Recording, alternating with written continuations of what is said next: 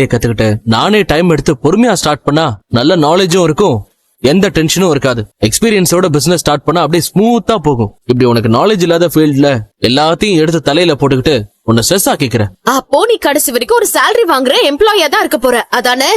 அப்படி சொல்ல ஸ்ருதி, நமக்கு அதுக்குன்னு ஒரு டைம் வரும். அப்ப நாம இந்த ரெஸ்டாரண்ட் ஸ்டார்ட் பண்ணலாம். சரி, நான் இப்போதைக்கு இந்த பிசினஸ் ப்ராசஸ் எல்லாத்தையும் நிறுத்தி வைக்கிறேன். நிஜமாவா? அப்பாடா, இப்பதான் நீ என் வழிக்கு வர. ஹலோ ஹலோ, நான்லாம் உன் வழிக்கு வரவே மாட்டேன். இப்போதைக்கு நிறுத்தி வைக்கிறேன்னு சொன்னது பெர்மனண்டா இல்ல. சீதாவோட மேரேஜ் வருதுல்ல, மீனா நமக்கு எவ்வளவோ ஹெல்ப் பண்ணிருக்காங்க. அதனால அவங்க தங்கச்சி கல்யாணம் முடியற வரைக்கும் ரெஸ்டாரண்ட் வேலைய ஸ்டாப் பண்ணி வச்சுட்டு அவங்களுக்கு ஹெல்ப் பண்ண போறேன். சரி, ஓகே. அது வரைக்கும் நான் நிம்மதியா இருக்கலாம்ல. போடா லேசி ஃபெல்லோ, உனக்கு லைஃப்ல ரிஸ்க் எடுக்கணும்னு தோணவே மாட்டேங்குது. தான் கொடுத்த, அதுக்கப்புறம் ஒண்ணும் காணுமே. டேய் விடுறா, அதெல்லாம் கல்யாண செலவுக்கு வச்சுக்குமா. ஏங்க, அதான் அவங்களே வேண்டான்னு சொல்றாங்கல்ல, அவங்க உங்ககிட்ட கேட்டாங்களா? அவங்க கேட்டுதான் கொடுக்கணுமா? தேவைய புரிஞ்சுக்கிட்டு அத நம்ம வீட்டுக்கே பண்ணுங்க. எவ்வளவு ஒருத்திக்கு எதுக்கு இப்படி தானம் பண்றீங்க?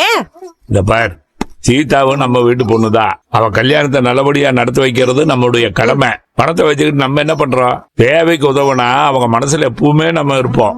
ஆமா, இவ குடும்பத்துல இருக்கவங்க மனசுல அப்படியே பிளாட் கட்டி நீங்க வாழ போறீங்களாக்கும். அனாவசியமா பணத்தை இப்படி வாரி இறக்கிறீங்களே. என் பணத்தை தானே கொடுத்தேன், உன் நகை நட்டை எடுத்து கொடுக்கலையா? நீங்க செஞ்சாலும் செய்வீங்க. அந்த குடும்பத்துக்கு ஏதாவது ஒண்ணுன்னா ஆளா போய் நிக்கிறீங்க. ஏற்கனவே அங்க இருந்து ஒருத்தி தான் இங்க கூட்டிட்டு வந்தீங்க. நான் 3 சவரன்ல செயின் வாங்கி கொடுக்க போறேன். பாத்தியா, இவகிட்ட நான் பணம் கேட்டப்ப தரல, இப்ப மீனா தங்கச்சிக்காக குடுக்கறா. எல்லாம் பணக்காரின்ற திமிரு. என்னம்மா இப்படி சொல்ற?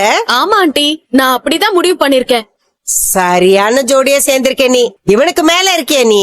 3 சவரன்னா அதுவே 2 லட்சத்துக்கு மேல இருக்குமே. வரட்டும், சோ வாட்? மீனா எனக்கு சிஸ்டர் மாதிரி, அப்ப சீதாவும் எனக்கு சிஸ்டர் தானே, அவளுக்காக நான் பண்றேன். இதுக்குதான் இவ்வளவு பில்டப் கொடுத்தியா?